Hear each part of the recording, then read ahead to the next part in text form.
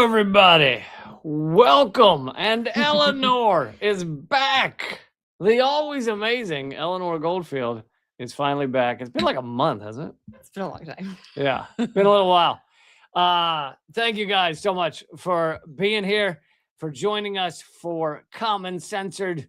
And yeah, we got a lot of stories to bring to you. I will say, so I feel like with this new lighting, which I'm a big fan of, by the way, done by a Oscar-nominated filmmaker, but I feel like it's making you look better than me. And I don't know if it's because it was your brother who did it, but I feel like you look a little bit more well-lit than I do. I don't know if that's true. I think I need like, okay, there we go. Oh, that's good perfect. lighting. Yep, perfect setup there.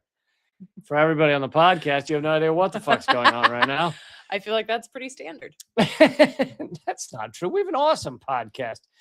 All right. Well, I'm glad we're having fun now because these are some dark stories coming up. It has been the craziest few weeks. Yeah, 2026 starting awesome. Already verifiable shitstorm. We're going to get into the ICE killing. We're going to get into some updates on Venezuela. There's been loads of fake news running rampant on the internet about Venezuela, about what went down. And so we're going to just debunk a lot of the fake news, or as much as we can get to. And those stories of protests in Iran, a lot coming up. So click thumbs up, click share, leave a comment, whatever you got to do. Thank you, VC Nick, for supporting the show. Appreciate it. Okay. But here we go. Starting off with the killing by ICE. You guys probably know about this story, but I think we have a lot of stuff to add to it that the mainstream media is not going to fucking tell you the way they cover it. But a mother of three who was a legal observer in Minneapolis during an ICE raid was shot and killed. And she was, like I said, there is a legal observer. For those of you who have not been to protests, legal observers are often at protests.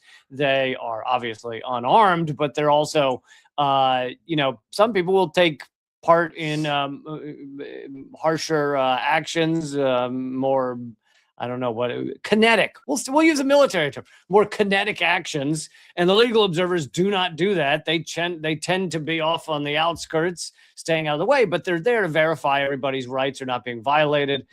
And that's what last name Good is Nicole Renee. No, Renee Nicole. I switched them. Renee Nicole Good was doing there. And I'm not going to play the video, but it's very obvious that she was in her car. She was not impeding ICE. In fact, you can see her with her hand wave the ICE cars ahead of her, as in you guys can go. I won't get in the way. And then they get out of their car and start running towards her car. That's when she decides to leave, and that's when they kill her. There was also they were giving conflicting commands. One guy was saying, telling her to leave. Another guy was telling her to get out of the car. And so she did what I think any one of us would have done, which is like try to get the hell out of there. Also, I mean, you could just, I'm not, again, we're not playing the video here, but all you have to do is look at the video to see that the person who shot her, who has been identified, by the way, and was involved in a similar but not deadly incident last year, is not fearing for his life at all. That's bullshit. I mean, I'm assuming he's always afraid because he's a pathetic piece of shit who lives in fear of everything and everyone. But in that moment, there is nothing to fear. And there's also been, I think, some more footage that was released where he calls her a fucking bitch, and then proceeds to shoot her 3 times or 4 times. So yeah, I mean, it's just a clear-cut murder, which is not unusual for ICE or really police in general, any kind of law enforcement in the United States, and of course our military, which is basically the quote-unquote world police. And It's also worth noting that like death squads in the United States is as American as you can get. There have been death squads in the United States since its founding, whether that be death squads that were paid per Native American scalp, whether that be death squads that hunted down and lynched Black folks. There have always been death squads in the United States. So I say that not to say that we shouldn't be disgusted, but again, I think like one of my main things is contextualizing where we are so we understand that this is not aberrant to the United States. Because if we don't understand, if we can't contextualize the present through the past, then we can't adequately fight it because we think that it's this like, oh my gosh, it's this like just new wave of fascism that came out of nowhere. And it's like, no, it is American. It is a part of the US DNA if something like a nation state could have DNA, but it is so American and we have to recognize and that. one of the well said, and one of the biggest things that I think people find upsetting about this is A, that it's a woman, and B, that it's a white woman, because that is far more rare for these agents to simply execute a white woman. And we've seen this before where there, I feel like it was the same area of the country, Minneapolis or Wisconsin or something, where a white woman was killed by police. And that was national news because that type of thing happens far more rarely. However, police killings, ICE killings, they happen a lot in the United States. In fact, when you take the Lancet Medical Journal's study showing we ignore 55% of all police killings are not registered as police killings, someone is being murdered by police in this country every 3 hours of every day. Now, if you just take the official stats, someone in this country is being murdered by police every 6 hours of every single day. So the number of murders is just unbelievable. And I have a segment for the next Unredacted Tonight. A new episode came out last night, but next week's Unredacted Tonight will have a segment on just how many police killings go on in the United States. So I'm not going to belabor the point right now because I have that segment I'm working on. But it is a lot. It is well over 1,000 murders. And that's, again, not including what the Lancet Medical Journal said, but well over 1,000 murders every single year. I also mentioned it in next week's upcoming Project Censored show. I'm glad you said upcoming. I would have thought next week's episode that you can listen to right now. Nope. Next week's episode upcoming. But yes, Project Censored, check that out as well.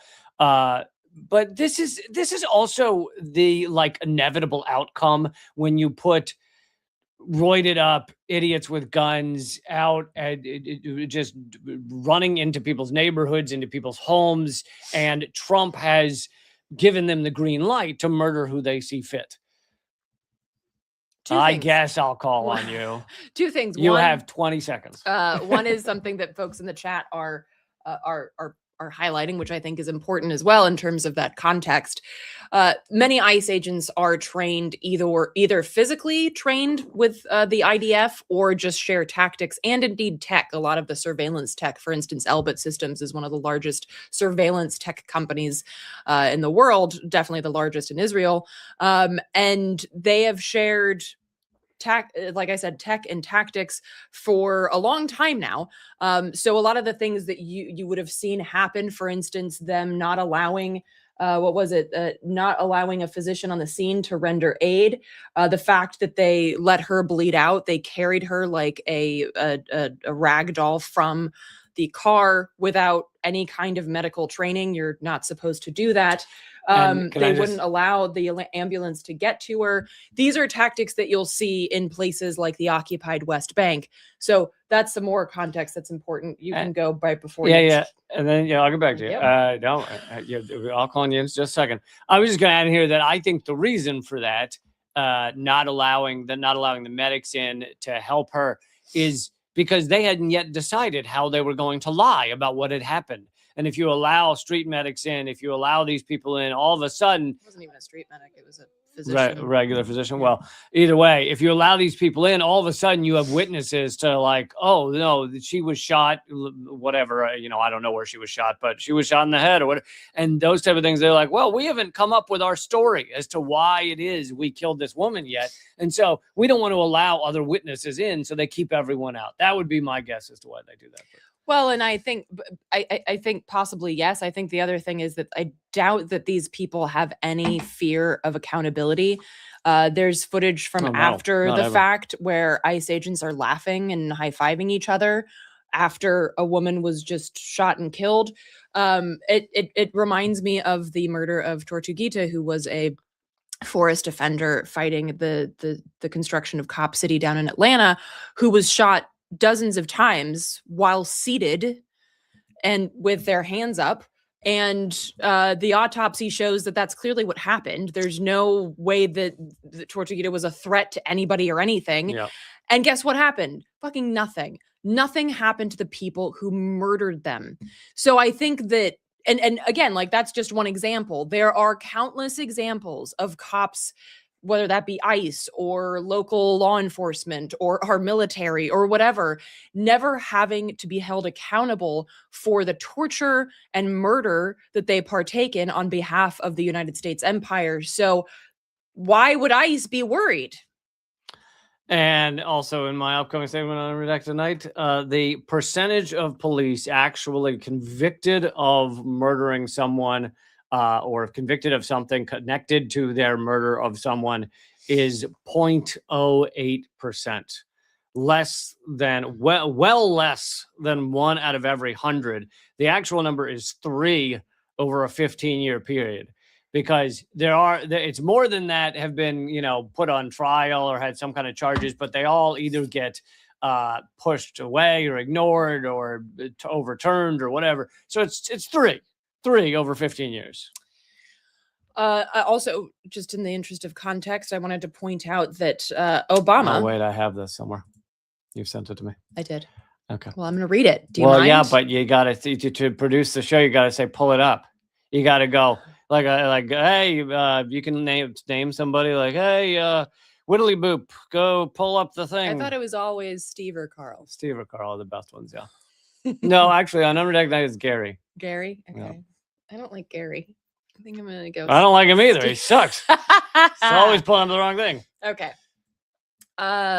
Obama inherited ICE as a fledgling agency, increased its budget 300%, established a nationwide network of detention centers, and expanded the Secure Communities Enforcement Program from 14 counties under Bush Jr. to all 3,181 jurisdictions across the United States. And Obama's ICE director, Thomas Homan, is now Trump's border czar. Under Obama, Homan introduced the idea of taking children from parents as a tactic to discourage migration. Obama gave Homan a presidential award, saying, quote, Thomas Homan deports people and he's really good at it, end quote. That was under Obama. We gotta, and like, it's one of the highest awards. You give him one of the highest awards you can get. And this is just another one of those examples, like when they realize they can get away with it, they just escalate. You want some more fun facts about Homan? Under Biden, the FBI did a sting operation on Homan to give him $50,000. They pretended to be a corporation or a country or something. They give him a bag, like the actual old school, like bag of money handed under a table, $50,000. And he said he would get whatever policies in front of Trump when Trump got into office. Trump then gets into office. The FBI says, we caught you. You took a bribe of $50,000. And what do you think Trump does? He erased it, whatever. The FBI, well, he hadn't been convicted yet, so you can't pardon it yet. But the FBI just ended the investigation. So the Homan taking a $50,000 bribe now completely forgotten. I'm guessing he didn't have to give that money back either, huh?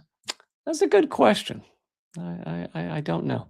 And by the way, the latest numbers are that the police have murdered 1,300 people in the United States last year, the entirely last year. Again, Lancet Medical Journal, and this was not like a one-off study. They studied in-depth numbers over many years and found that 55% of all murders by police are not written down as murders by police. They're written down as things like asphyxiation or man ran into bullet or whatever. So 55%. So basically, anytime you see a number like 1,300 people murdered by police last year, double it. So All right. Well, let's get into this is not the only thing that happened. Police brutality and Yeah. killing in the last couple of days. The day after Renee was murdered. Yes, police shot 2 other people in, or federal Or agents. ICE did. Federal agents. Oh, was so it it's been saying CBP? it's been saying federal agents and not ICE. So, Okay. I don't know specifically which department. Federal agents. It just says. Reportedly shot 2 people in Portland, Oregon. Now everything I've been reading says they're wounded, so I'm assuming so far these people have survived. Trump is trying to play it off. Trump and his goons are trying to play it off as these were gang members, undocumented gang members. Now, also, even if they were, which I don't think there's any evidence they were, but even if they were gang members, even if they were card-carrying gang members, guess what? You can't just shoot someone for being in a gang.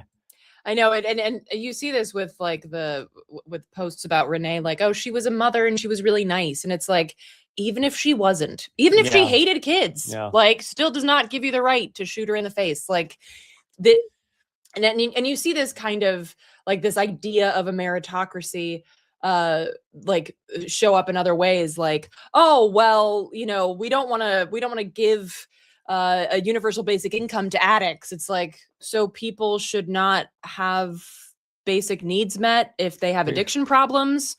Or everyone should not have basic needs met because addicts exist. Like, well, what? that too, but it's like, just because somebody's struggling with addiction, somebody has struggled with mental health, somebody has been an asshole, like, we give war criminals medals and multiple houses and private jets, and yet you're telling me that somebody has to prove that they're fucking Mother Teresa, who, by the way, was not Mother Teresa, just in order. Oh, that's a great Yogi Bearism.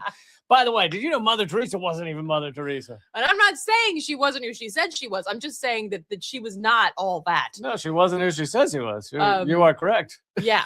But the idea that somebody should have to prove that they're some kind of fucking saint in order to get basic needs met is a total bullshit capitalist scam. Yes. And on top of that, more federal agents trying to kill people across our nation is what just happened in Portland, Oregon. And again, this is what happens when you have zero accountability. All of these officers think that they can shoot people and there's no ramifications for it. So therefore, they have one tool. They have one tool that they use when someone is in their way or getting away, and it is to fire their gun. And that is what they're doing across this country. And it's fucking horrifying. And it's like, again, like, both things can be true. Like we were just saying, this is not new. These police officers across our country have been murdering people every year under Biden, under Obama. It hasn't changed like that. However, also to be true is these people can be quicker to fire because there's a kind of a full frontal fascist in office telling them they should be shooting at more people. Like, both those things can be true. And awkward silence. Well, I often try and throw an amen to you. Okay, amen. I didn't know that you were so starved for. I need to get you a little remote that just plays crickets. Are you afraid of silences, Lee? I quite like them. Oh, very. Like that one just there. That was awful. All right, let's get into ICE's data mining. Yeah, so 404 Media does really great work. They also have some great pointers on how to keep yourself digitally secure as best we can these days. But they, along with the Freedom of the Press Foundation, sued DHS for a copy of an agreement between DHS and CMS, which is the Centers for Medicare and Medicaid Services, about access to information, Medicaid information that ICE now has. And they basically found that the information that they have access to concerning identity, location of migrants in the US, address, telephone number, banking information, including routing number, account type, account number, email address, IP address, and other information. And of course, ICE's argument is like, well, we need help finding people. JD Vance just today said that ICE should be doing door-to-door knocking, which is like literally what SS did. I mean, I don't mean Yeah. Secret Service. I mean the Nazi SS. But Yeah. it's kind of fun how those two have the same acronym. So basically, this now means that ICE has access to Medicaid data, and of course, if you understand how migrants are consumed, let's say, by this nation, you'll realize that most of them live in poverty and are therefore there are quite a few of them that are in the Medicaid system.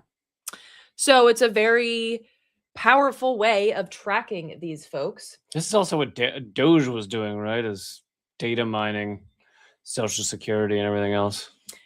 I'm yes, sure. I don't know, but so basically this is the situation as of now. And again, as I've mentioned before, you should look to how the state treats prisoners, migrants, non-white folks in general, basically all the second-class citizens. Look at how they're treated, because that is a testing ground, right?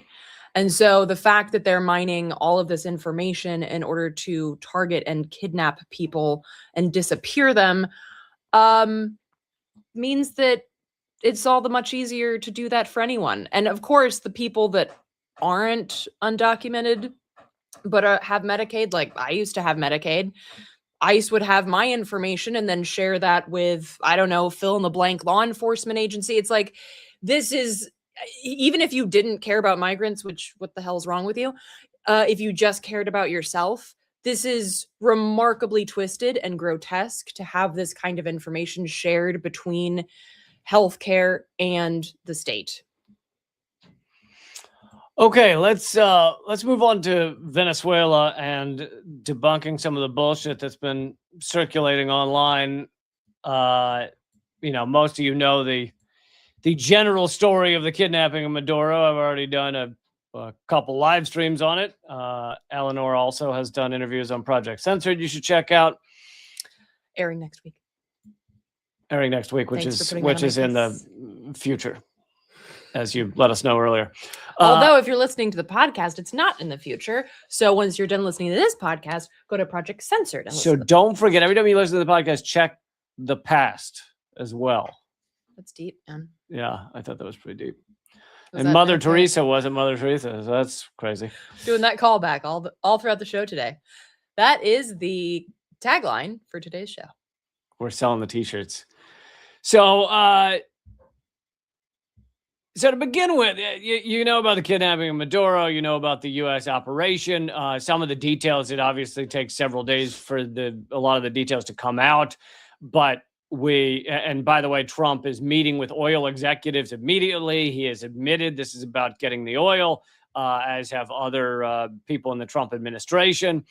But some things I think we should discuss. One is that no, Delcy Rodriguez is not part of the U.S. operation or whatever, and the bullshit circulating about that is just a U.S. psyop, or it's just downright idiots online. Well, they're trying to get the Venezuelan people to distrust her, but as my guest Leo Flores points out in the episode that's airing next week on Project Censored, she has a remarkable history in the Venezuelan revolutionary political space. So she has proven time and time again whose side she's on. And the U.S. consistently underestimates the intelligence of the Venezuelan people, which is not surprising because the U.S. empire is racist and itself an idiot. So it kind of projects that onto the rest of the world. But the Venezuelan people are well aware of what the U.S. is trying to do here, trying to make it look like, oh, well, we were working with Delcy Rodriguez behind the scene. And the Venezuelan people are like, no, that's dumb. No, you weren't. And her father, as they put it, was a martyr for the revolution. All of this is to say that the Bolivarian Revolution continues in Venezuela. Whether Venezuela, under the pressure of a gun to their heads, has to sell oil to the United States, has not stopped the socialist system from continuing in Venezuela. The system continues. There hasn't even been a coup in the government that is ruling things. Maduro's government continues to rule Venezuela. But all of these things are being said and being spread around online in order to sow confusion. But yeah, a lot of people need to understand that the revolution that took over Venezuela with the beginning of Chavez in the 90s continues. And the other thing that a lot of people have been saying is Venezuela didn't put up any fight at all, which is more bullshit. Yes, they were up against a ridiculously more powerful military. How do you fight back against airstrikes? $1 trillion a year spent on our military. Apparently, a lot of the bombing around Caracas, which, by the way, we just bombed innocent people in Caracas. They're saying probably 100 people were killed. Some of those in the presidential palace, some of them not. But a lot of the bombing was apparently done as a distraction. Then the U.S. was able to shut off using, electronically, using various technologies, able to shut off almost all communication within Caracas, so the military couldn't communicate with itself. And then they go into the palace, the presidential palace, and they kill lots of people. So if they're not fighting back, then why are all these people getting killed? 35 of them were Cuban revolutionaries who basically volunteered to help bring increased security for Maduro. And obviously it didn't work and they were murdered. But this is not something to celebrate. Like you turn on our mainstream media and they're just celebrating kind of this militarism and look at how effective our military is. And these are supposedly, like, I'm not even talking Fox News. I'm talking like CNN and shit, want to both question the legality of what went down and then also go, but isn't our military awesome? Look at what they just did. They can commit war crimes better than almost anyone. It's so fucking gross. Who was that piece of shit that was talking about that huge bomb that Trump dropped? It said it was gorgeous. I don't remember, but do you mean the Moab, the mother of all bombs? I refuse to call it that, but he was like getting hard just talking about how beautiful this massive bomb that the U.S. dropped. It was like someone on CNN or something. No, it wasn't Fox. It was like CNN, and this guy was like I remember Brian Williams talking about the beauty of our weapons. Right. That's a famous clip as well. Yeah, and you're like, what the fuck? And these are like, a lot of these are liberals. Like Brian Williams is a liberal. These are and a lot of these people who fetishize our military, even as we're committing war crimes. These are a lot of liberals. These are it's repulsive, and it shows how like morally bankrupt liberals are in this country, along with the right wing. The right wing is doing the same shit, but I'm just saying, like, don't the liberals. And this is the point that I make, is that liberals pretend that they're better, and yet they're cheerleading the same shit. And I think it's worth noting that even Trump said, some press conference, he's like, I'm fine with calling it kidnapping. And then you have the likes of the New York Times and BBC and CBS and all of these people saying, well, we're not going to call it kidnapping. There was actually a memo, and I talk about this in the Project Censored show as well. There was actually a memo that BBC sent to their staff saying, don't use the word kidnapped. Use the word captured, because that suggests that he's a bad guy, right? You capture bad guys. Capture bad guys. And yet Trump is like, you can call it kidnapped. I don't care. So even when the state is like, I'll just say it like it is, media is like, oh, we couldn't possibly. We're going to have to launder that and make it look better than it is. And it's like, you can't even tell the truth when it's what the pieces of shit at the top said themselves. Like, the journalistic malpractice at play here is astonishing. I know a lot of the stations, a lot of mainstream media are trying to cover up Trump's crimes that he's admitting in public. Yeah. And I know you hate when I do this, but I'm gonna play 30 seconds. Oh. It's not Trump, but it's. I know it's somehow even worse. It's worse somehow. Can I go? Just plug your ears. This is Stephen Miller on CNN admitting to what the U.S. is doing. The United States is using its military to secure our interests unapologetically in our hemisphere. We're a superpower, and under President Trump, we are going to conduct ourselves as a superpower. It is absurd that we would allow a nation in our own backyard to become the supplier of resources to our adversaries, but not to us, to hoard weapons from our adversaries, to be able to be positioned as an asset against the United States rather than on behalf of the United States. So he literally says, Anybody else what think he we're looks like doing. a toilet brush? No, he absolutely does. Okay. With a condom on it. But what he's saying is legitimately that, like, all of the bullshit that we gave you about drugs, Venezuela doesn't have good elections, Maduro's a dictator, it's all bullshit. And he's saying we have a lot of power, we're very strong, and they have stuff we want. Like, you take what he just said and shrink it down, it's we are strong and they have stuff we want, like oil and resources.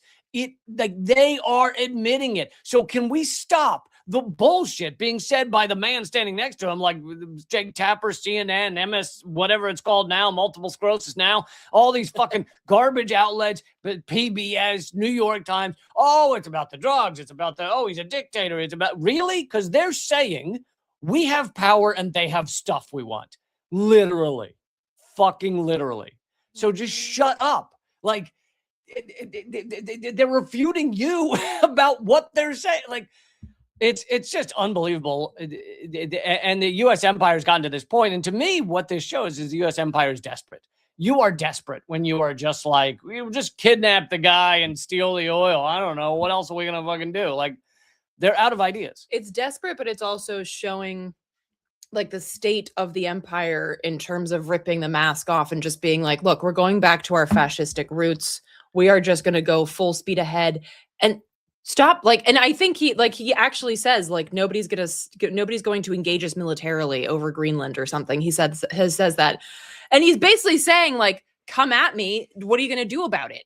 And the world, through Gaza, through Venezuela, through the proxy war in Ukraine, has basically just said, yeah, like, we have thoughts, but we're not going to do anything. That's basically what the world has said. And so the US, in a very Pavlovian way, has learned, well, I guess we'll just, after Iraq and Afghanistan as well, we can just do whatever the hell we want. Nobody's going to stop us. I mean, what do you expect the U.S. empire, a country whose genesis is slavery and genocide, what do you expect the U.S. to learn from this kind of global response, which is, well, I'll send you a strongly worded memo that most of your politicians can't properly read, but other than that, we're going to do nothing. And it's like, well, did I miss it? Did you mention the congressional vote? No, I haven't yet, but holy shit, that's another Cracker Jack example. For those of you who missed it, Senate stepped up and voted to not allow Trump to do any more military actions in Venezuela. And you're like, wow, that's great. Well, guess what happens next? If the House approves it, then it goes to Donald Trump. And guess what he gets to do? Veto it. And then if he vetoes it, they'd have to override the veto, which they don't have 2/3 majority. They don't have anywhere near the votes to do. So literally, Congress's role in these war crimes is just after the fact saying we'd really like maybe to stop. And they can't even do that, is the point, because it was a pretty narrow. And by the way, this didn't pass it in like it passed it to go to a debate. So next week it will be debated upon and then potentially passed by the Senate and then sent to the House. So like this shit did, like, even when it's just a question of this philosophical, like, hey, would you like the power to tell Trump to not do the thing? Even then our Congress is like, you know what? I don't know. Can I think about it? I don't know. Even then. Yeah. Congress has lost all power. And it goes to show, and we've been saying this for years and years, that we were setting up a dictator's toolkit, it just needs to be picked up and used appropriately, and here we are. So Congress has little to no power, but also most of Congress supports this fascism. So it's just repulsive in a multitude of ways. Let's also just highlight here, while we're talking about Venezuela, that in our bombing to distract them. By the way, it was fake news. John Kiriakou mentioned it in my interview with him, but it turns out it was not true that people were saying we had bombed Chavez's tomb. And those were AI images that had made it look like we had bombed Chavez's I know we had bombed Chavez's tomb, and that did not happen. So for those of you wondering whether that was true or not, it apparently was not. But we did, however.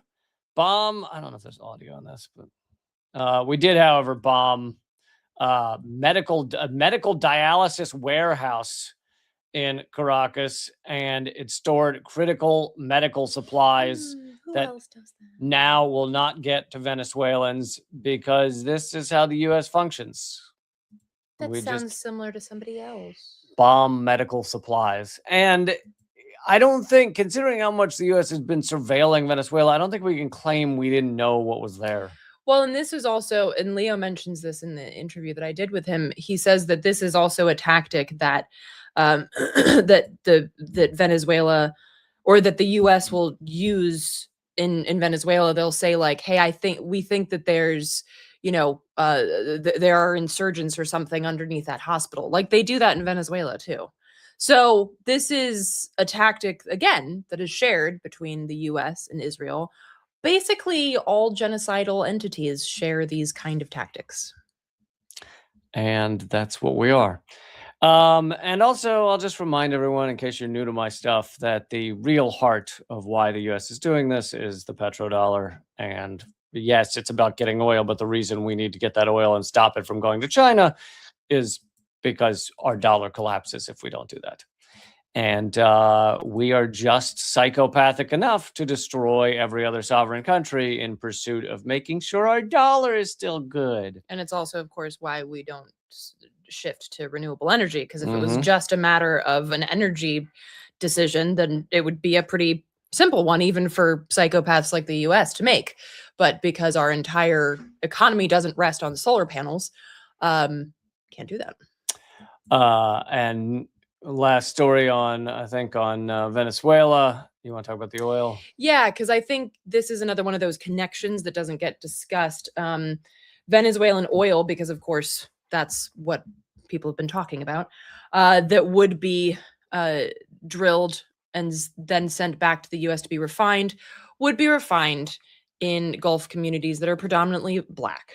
And this includes Cancer Alley, right? Yeah, includes places like Cancer Alley, and places in the Gulf Coast that are already inundated by things like oil refineries and plastics and things like this, with rates of cancer and other medical issues far higher than the average U.S. City or community. But it's also worth noting that the type of crude that would be coming from Venezuela is more difficult to refine than other types of crude. So it would require more refinement. And I also wanted to point out that there was a report back in August of last year that found that every year in the United States alone, this isn't globally, just in the United States, 91,000 people die prematurely every year due to pollution events from the country's oil and gas industry. So that's just oil and gas. We're not talking about coal, just oil and gas. And Black and Asian people are most likely to experience these negative health outcomes from oil and gas. And just in case you're a psychopath and thought that, oh, but this means that gas will be cheaper, also not true, because experts point out that the gains from such a move of bringing Venezuelan oil over to the U.S. to be refined would in fact go to oil companies' bottom lines and not to you. So literally, you get nothing from this. So just another reminder as to why war for oil or any kind of war of imperialist aggression is a shit idea for everyone. And like if you didn't understand the petrodollar aspect of this, you might wonder, like, isn't the world shifting away from fossil fuels? Isn't there some movement towards renewables around the world? Don't we need to do that in order not to all die from climate crisis? And so you would wonder, like, isn't it risky for the United States or these oil companies to go running to Venezuela to get this crude that's tough to refine and put all their dollars in a 10-year, 20-year long run to pump this oil? Well, that would be true if you didn't understand that the most powerful, in many regards, country in the world needs the world to keep running off of fossil fuels in order for the dollar to remain strong. So the most powerful country in the world, in some ways second to China, is crushing renewable options. I mean, Donald Trump's declaring war on anything that even remotely mentions climate change in Europe, across Europe, all renewables, anything. And they also are part of the reason they're invading Venezuela right now, or attacking Venezuela, is to also just stop them from selling oil to China, because that's outside the petrodollar. Okay, let's do a quick update on Gaza, because we need to remember that Gaza continues to be a genocide, whether this horror show is happening in Venezuela or elsewhere. So we're going to do a quick update there. Before I do that, want to remind everybody to click thumbs up, click subscribe. We are incredibly suppressed. We hope you will also check out this is also a podcast. If you're watching the visual version, it's also a podcast called Common Censored on all your podcast platforms. What else? I have a new episode of Unredacted tonight that came out last night, the first one of the new year, and you can watch it for free on YouTube or my Substack or wherever you want to watch it. And I hope you'll check it out. Unredacted tonight. And Project Censored is wherever you listen to podcasts, but it's also up at projectcensored.org. Okay, let's do some Gaza update here. Yeah, so basically, Israel has ramped up its bombings and targeted killings in Gaza. So between last night, so we're recording this January 9th, Friday. So last night, from Thursday into Friday, Israel's bombing killed at least 14 people, including 5 children. The strikes hit displacement tents in Khan Yunis. Schools turned shelters in northern Gaza, and homes in the Nusrat refugee camp in Gaza City. As of now, officially, and again, I'm going to keep saying it, every official number is an undercount. Israel's now officially killed at least 424 people in Gaza since the so-called ceasefire took effect in October. And this includes targeting people as they try to return to their homes across that constantly moving and arbitrary yellow line. The IMEU also pointed out that Israel is still starving Palestinians in Gaza, letting in less than a fifth of the agreed upon food trucks. Israel also is blocking vital medicine, medical equipment, fuel, and shelter supplies, the latter of which is causing dozens, particularly infants, to die of hypothermia. And those are not included in the direct death toll. And on top of that, the theft of land in the West Bank has ramped up. The so-called settlers, land pillagers, continue to steal land, and it's becoming easier and easier because there's zero accountability. There's no one for the Palestinians that live there. There's no one really they can call to defend them. So it's really egregious. And of course, Israel's made it quite clear that their aim is to annex, which is the polite term for steal, the West Bank. Their aim is to annex, polite term for steal, Gaza, and ethnically cleanse the whole area. Also, if you'd like to hear more about Israel's, I guess, their desperate flailing, one might call it, I did a really great interview with Shir Haver last week. So that's up on Project Censored as well. And he's a great guy. Okay, let's talk for a moment about the protests in Iran, where the U.S. and Israel desperately want to do anything that brings down the Iranian government. That doesn't mean that there isn't genuine anger in Iran. But what I found funny, and this is an Al Jazeera article, so they actually do mention it. But if you read your mainstream media, you'll read about the protests in Iran, and they'll say they're in response to terrible economic conditions, and they often will not even mention that the U.S. and the West have massive sanctions on Iran, economic war on Iran that has gone on for a long time. And so, yes, the people in Iran are upset about the economy because the economy is not great. But let's also look at the cause of that. This is due to U.S. sanctions on Iran. This is due to U.S. economic war on Iran. Yeah, well, I was just going to say that I see some, let's say, well-meaning people posting things like free Iran along with like free Gaza and free Venezuela. And it's like, no. unless you're saying free Iran from US sanctions. But again, who Iran elects or doesn't elect or whatever is none of your business unless you're Iranian. And so if you see big protests in Iran and immediately say like, yeah, the government should fall, it's like, that's not helpful right now. What is helpful is contextualizing it, like Lee just did, with understanding where this economic distress comes from. So that's what we as Americans, as children of empire, should be doing right now. Because again, none of our fucking business who Iran wants to elect or doesn't want to elect as their leaders. And this article also points out that mass protests have happened before in Iran. You notice that every time there's a large protest in Iran, every mainstream Western outlet will say, oh, the government needs to fall. The government should throw in the towel and walk away. And funny how they never say that about the U.S. That was the end of my sentence. Eleanor, punchline stealer, strikes again. You notice they'll never say this about the U.S. Every time we have protests here, there are large protests. Yeah, you just scooch off. You scooch. There are large protests going on right now across the country about the killing of a young mother by ICE. And, you know, I don't see the New York Times saying that, well, this proves that the U.S. government should fall.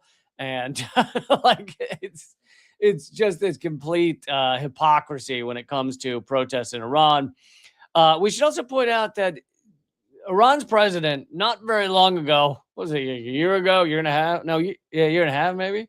Time is an illusion. Iran's president died in a helicopter crash that I'm sure the U.S. and Israel had nothing to do with. There was, of course, no connection between Iran's president dying in a helicopter crash and Israel and the U.S., who have assassinated a long line of Iranian scientists, have assassinated Trump in his last term, assassinated Iran's top general, Soleimani, with a drone strike. So essentially, the U.S. and Israel have been perpetrating war against Iran ongoing for years now. And then, what do you know? The economy is a little rough in Iran. Not that shocking. Anyway, I thought I should bring that to you. Oh, thank you, Denise, for supporting the show. Oh yeah, the pizza. The pizza orders. There's a well-known thing that when there's a lot of pizzas being delivered to the Pentagon, it means they're getting ready to go to war because they're working really late. And Denise is saying pizza orders are up. The IDF pulled all their people out of the Gaza checkpoints, some of which haven't been unmanned in over 20 years. And Russia pulled their people out of Israel. I did see that Russia pulled their people out. Yeah, I'm not sure if that means that Israel is getting ready to strike Iran or something, but certainly scary to think that. And I also wanted to make the point that Trump I don't know if there's a name for this doctrine. I've just been calling it the chaos doctrine. Trump has really mastered the tactic of flooding all of us with such a horror show. I like the pandemonium. Pandemonium doctrine? Okay. Pandemonium doctrine that you can't even decide what to fight against. You can't decide what to get angry about. And if you do pick something to get angry about, like the kidnap of Maduro, 1 week later, it almost seems like old news. I mean, if you're still raving that the U.S. shouldn't have kidnapped Maduro, a week or 2 weeks ago, people are like, yeah, we know, we already covered that. Remember, we talked about it for a whole 2 days. But he's also doing it, as a side effect. He's also doing it to cover up the Epstein files. He's got that going as well. But it's working. People don't know what to fight against, don't know how to be active. I think that people should double down on supporting their communities and working together. But it is tough to figure out how to go at all this at once. Well, and I think this speaks to the importance of recognizing how everything's connected. Like, for instance, the fact that, because of the big bullshit bill that was passed last. Wow. Thanks, Lee. Sorry. Just stop clicking around. Just let me talk, and then you can click around later. It was an accident. More than $900 billion over the next 10 years will be pulled from Medicaid. Totally unrelated. Trump wants to spend an official $1.5 trillion next year on building his, quote, dream military. Are those at all connected? Like, that's the thing. It's like all of this shit is connected. And I know that can feel abstract. Like, yeah, philosophically, like, no, actually, like, economically speaking, they are connected in terms of lived experiences and facts on the ground. These things are connected. So I think it's important to, instead of being like, shit, it's like a fascist whack-a-mole, I don't know like what to focus on. Like, if you lift the lid, you see that it's all the same puppeteers like running shit. And so like that has to be the target. And that can feel nebulous at times, especially when you're in like one location, right? We're not on a global stage. That is abstract, but targeting things locally has a ripple effect.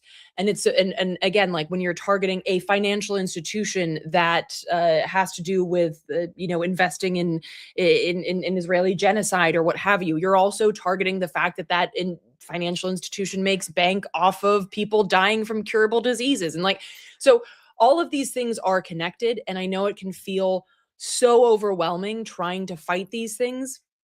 But I think recognizing that and trying to really build with each other as opposed to being like, oh my God, I got to really focus on this is very important. And that's not to say that we don't appreciate when there are experts on things, like Leo Flores is an expert on Venezuela, and that's very important. And so that is his thing. But for us who are more in kind of like the fluid community organizer space, it's really important to not lose sight of that and to not lose sight of the fact that when we pull on one thread, the whole system feels it because it's all connected. That metaphor, kind of like a sweater, maybe like a Weezer sweater metaphor is what I'm going for here. Weezer sweater metaphor. Weezer sweater. Weezer sweater metaphor. Ooh, say that 10 times fast. And 25-year-old reference. 20. Okay, you know what? I'm old. I'm old. 28, 9-year-old reference. Okay, I'm old. This is just life. Okay, I oftentimes will throw people a quote from Tommy Boy, and when they don't get it, I'm like, oh, it's because you were not even like a glint in the milkman's eye when that movie came out. Did we miss any stories? What else you got? I wasn't allowed to click around, so I couldn't prep any other stories. I do have some good news.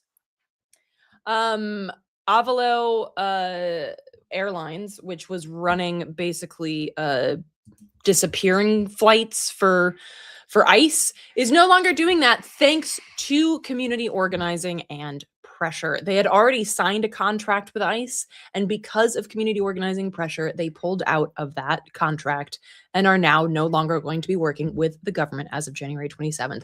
And that is some shit you will never hear on corporate media because they don't want you to know that us fighting back actually does work sometimes. Also, some good news. Very impressive with your pointing. There's a lot of angry pointing going on, folks. It's a good thing this is in 3D. People will be ducking. Last year, this was reported by A More Perfect Union. Last year, $98 billion in planned AI data center development was derailed thanks to community organizing. There you go. And data centers, for those of you who don't know, completely fuck up your community. They take all your clean water. Awful. They pollute everything.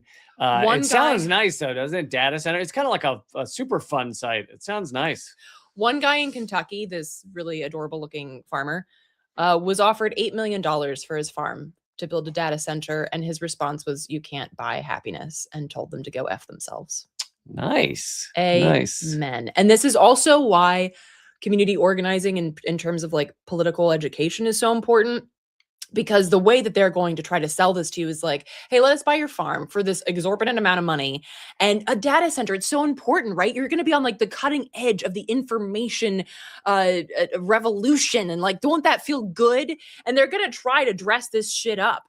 And so it's so important to really educate each other about these things, not like the nuts and bolts. Like, I don't know anything about the actual like binary code or whatever the hell, but like the broad strokes of why data centers are fucking horrific is so important. I can also recommend on Substack Data Center Watch. They have a map of like proposed data centers and proposed fights. So if you see your community listed there, you can join into that fight. Also, speaking of connectivity, how much coke did you do right before you came down here? This is amazing. These data centers, AI is very much linked to the military industrial complex vis-a-vis like Palantir, Peter Thiel, like all of that bullshit. So when you shut down a data center, that's one less tentacle of US empire's tech that will be constructed. I actually have not done any coke, but I did have 2 cups of coffee today, which is one more than I usually do. Maybe I'm just really excited to be back with you guys. I'm just letting it go. I'm just here to watch. Carry on. I can scoot now. Are you okay with silence? You seem troubled by silence at the moment. No, we can do the last 4 minutes in total silence. Okay, that was enough of that. Yeah, well, it's called a show, not a sit. There are meditation shows where literally no one says anything. This ain't one of them. Okay. But people in the comments say they missed you. Oh, I missed you guys too. I think they missed someone shitting on everything I'm saying. But what? I yes and you more than that's not true. When I said Weezer sweat or something, you made fun of it. That's my form of yes anding. Okay, folks. Let's see. We are wrapping up, but Eleanor will be back on Friday. I'll be back Monday. I won't be 3 back Friday. You won't be. I'm killing Eleanor after the end of this live stream, disposing of the body. But anyway, I will be back Monday, 3 p.m. Eastern. I just put on my slippers. Just it. And I have a new Unredacted tonight, so I hope you'll go watch it right now. YouTube.com/Moment of Clarity. You can watch it right there. Or elitecamp.com/unredacted will also take you there. And I have a new column from this week over at Substack, realelitecamp.substack.com. All right. We good? See you later. Keep fighting.